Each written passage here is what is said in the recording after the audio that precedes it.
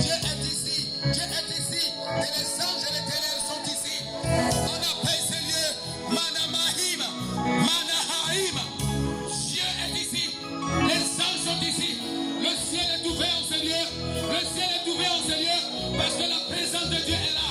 La présence de Dieu est là. Son gouvernement céleste est là. Je ne sais pas ce que tu es venu chercher. Mais je veux te dire, depuis ciel, le ciel est ouvert. Le ciel est ouvert. Le ciel est ouvert. Et Dieu va t'accorder ce que tu es venu demander. Dieu va te donner ce que tu es venu chercher. Dieu va t'accomplir. Dieu va t'accomplir. Dieu va t'accomplir. Parce qu'il n'est pas un homme pour mentir. Ni le fils d'un homme pour se départir. Ce qu'il dit est la vérité. Ce qu'il dit est la vérité. Et cela va se passer dans ta vie. Et tu rendras témoignage. Tu rendras témoignage de sa force, de sa puissance, de sa gloire. Il dit à moi la gloire, à moi la richesse, à moi l'élévation, à moi la beauté. Qu'est-ce que tu cherches? Qu'est-ce que tu cherches? Il a ces choses en lui. Il a ces choses en lui. Il peut te les donner. Il est Dieu bon.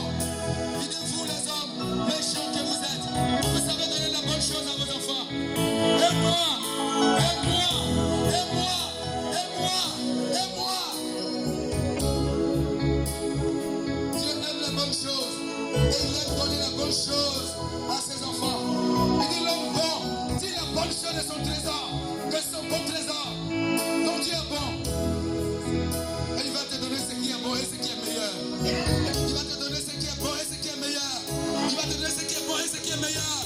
Est-ce que tu peux acclamer le Seigneur? Est-ce que tu peux acclamer le Tout-Puissant? Il est Dieu. Il est Dieu. Alléluia. La puissance de Dieu sur les œuvres des ténèbres. Elle était courbée et ne pouvait pas du tout se redresser. Lorsqu'il la vit, Jésus lui adressa la parole et lui dit: Femme, tu es délivrée de ton infirmité. Voici une situation, une dame qui avait un problème. Et elle s'est rendue au temple. Et Jésus était rentré dans ce lieu et il a vu cette dame. Et il a guéri cette dame. Il a rétabli cette dame. Il a repositionné cette dame. Cette dame était courbée. Courbée. Donc elle avait un problème. Ce problème était au-dessus de sa vie. Ça l'empêchait de faire beaucoup de choses. Imaginez une femme. Elle est courbée. Si la Bible dit qu'elle est courbée, c'est qu'elle est vraiment courbée. Parce que quand la Bible parle d'une chose, c'est vrai. Et la chose là même est plus grave. On voit nos mémés dans les campements ou dans les coins où elles sont carrément, elles ne peuvent pas se redresser. Donc imaginez cette douleur. Comment elle dort, comment elle se couche, comment elle se lève, comment elle se nourrit, comment elle va faire ses soins. Une telle difficulté. Jésus regarde cette dame.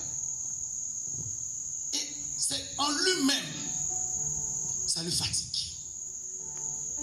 Il ne veut pas voir ces choses. C'est pourquoi il dit, j'ai des projets de paix. J'ai des projets de paix. Je ne sais pas avec quel problème tu es venu. Je ne sais pas avec quel fardeau tu es venu. Comme cette dame, elle était courbée. Qu'est-ce qui l'a rendu courbée? Est-ce que ce sont les travaux? On ne sait pas quel âge, mais on dit que c'est une femme. Mais pourquoi Jésus l'a redressée? Parce qu'elle ne devait pas avoir ça. Vous savez que la situation lui a été imposée, lui a été donnée. Mais malgré ça, elle prenait cela et elle allait au temple. Elle revenait. Elle allait, elle revenait. Mais un jour, elle changeait. C'est pourquoi ne désespère pas. Ne te décourage pas. Parce qu'un jour, c'est aujourd'hui. Ce qui a attiré mon attention, c'est la manière dont Jésus a pris l'affaire. Lui-même, il a commencé à plaidoyer, à plaider la situation de la dame. Ceux qui étaient là, vous voyez la souffrance de la dame. Aujourd'hui, elle est guérie et vous vous plaignez. Elle est guérie et vous vous plaignez. Lui-même, il a changé l'affaire. Hypocrite que vous êtes. Hypocrite que vous êtes.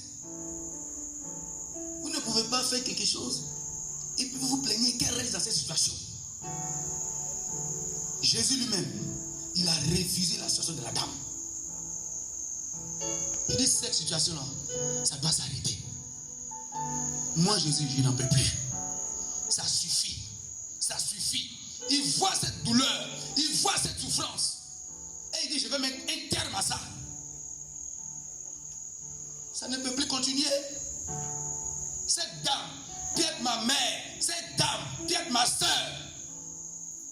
Je ne vais pas la laisser dans cette situation. Vous, hypocrites que vous êtes, vos moutons, vos bœufs, vos cabris, vos cocotiers tombent dans des trous, vous partez les chercher. Mais l'homme, on rétablit sa vie, ça vous fait mal. On rétablit sa vie, ça vous fait mal. Pourquoi? Il avait tellement mal, il a crié hypocrite. Vous faites ça à vos moutons. Maintenant les hommes là, pourquoi vous êtes si méchants? Pourquoi vous êtes si méchants? Les gens souffrent. Vous les accablez encore en plus. Les gens cherchent les solutions. On trouve les solutions. On leur donne. Alléluia. Cette dame qui était courbée, elle était vraiment malade. Peuple de Dieu, Jésus-Christ n'aime pas voir des personnes souffrir.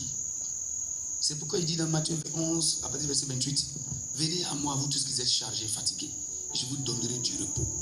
Venez à moi, vous tous qui êtes fatigués et chargés, je vous donnerai du repos.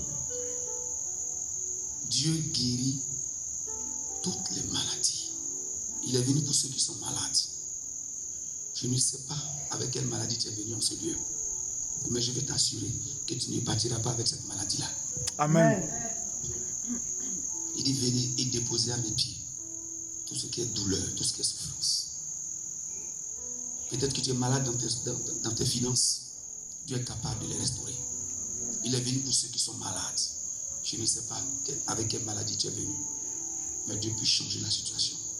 Retourner ta situation pour venir changer ton histoire. Il y a plusieurs témoignages des personnes qui étaient environnées, des personnes qui étaient enchaînées, des personnes qui étaient bloquées par les œuvres des ténèbres, les actions démoniaques. Nous allons voir quelques actions démoniaques et comment Dieu les a libérées, comment Dieu les a restaurées, comment la puissance de Dieu qui est au-dessus est venue briser ces jougs-là. Alléluia.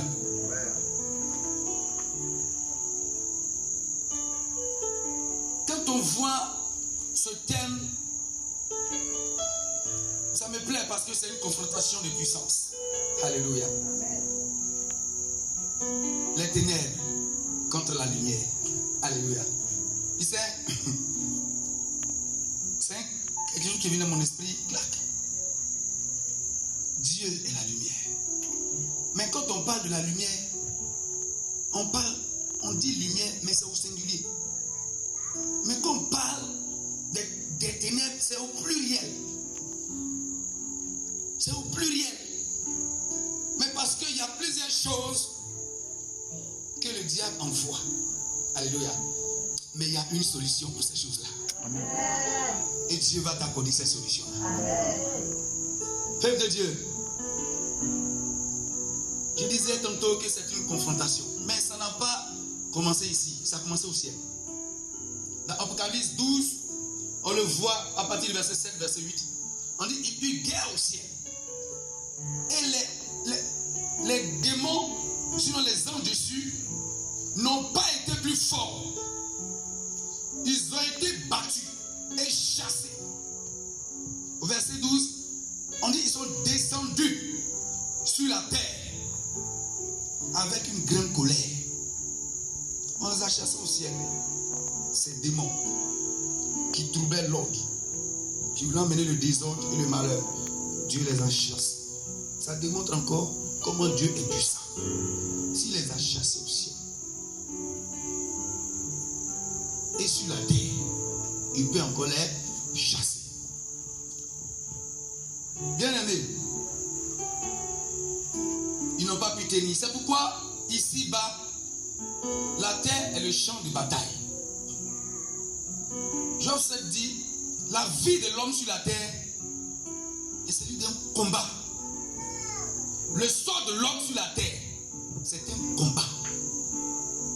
Ce sont les vaillants qui gagnent. Ce sont ceux-là qui ont choisi la bonne part, qui sont les vainqueurs. Le blocage vient du diable. Les chômages sont les limitations. Parce que tout ce que Dieu veut, c'est pour te donner un avenir. Mais si quelqu'un vient bloquer ton avenir, ça vient de l'ennemi. Ça ne vient pas de Dieu. Tes affaires ne marchent pas, ça ne vient pas de Dieu. Ça vient de l'ennemi. Tout ça pour t'accabler, pour t'oppresser. Parce que la terre est sous la domination du Dieu de ce siècle qui est Satan. C'est pourquoi tu dois faire un choix. Tu veux recevoir l'héritage dont les enfants de Dieu ont droit. Il te faut faire un pas. Pourquoi je l'ai dit? Parce que c'est important. Matthieu 12, verset 43 dit, tout le monde a part à la guérison, à la restauration. Tu peux lire ce passage? Des personnes ont vu la main de Dieu. Des personnes ont été libérées, restaurées. La puissance de Dieu s'est manifestée et a chassé les œuvres des ténèbres dans les vies.